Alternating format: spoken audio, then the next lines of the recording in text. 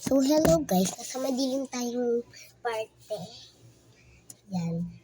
Nag-story time tayo. Ano ba guys? Nung isang araw sa labas ng bahay namin, may babae naghahanap. Sabi, kilala niyo po ba si ganto ganyan? Pero, kalimutan ko yung sinabi niya. Basta, sabi niya, kilala niyo po ba si ano? Pero, ang sinabi ko sa kanya, hindi po.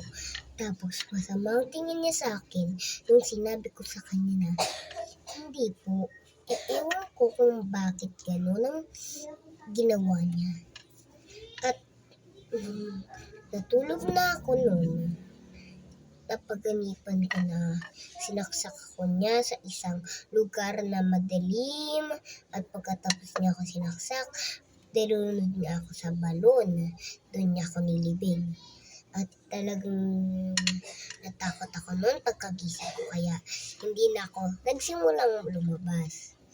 Tapos, nung lumabas ako, nakita ko na naman ako niya ng masayang mukha naman.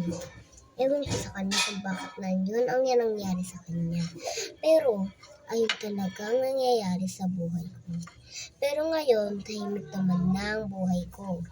Pero, nung isang araw, pumunta siya sa bahay at nagtanong, kilala niyo po ba si ganto ganyan na naman ang sinabi niya? Sabi ko na naman hindi, pero natuwa naman siya. Nung nanaginip ako, binuhay niya ako. Pero, ibang babae pala yun. Kambal niya pala yung masamang balak. At yung babaeng huling nagtanong sa akin kung sino to, si ganto ganyan. Siya pala ang kapatid ng masamang babae. Ayun lang masasabi ko. Totoo po to guys. Hindi po to joke. Totoo po ang nangyari sa akin guys. Hindi po to kalokohan. Goodbye po. Sa susunod na lang po ang kwento ko.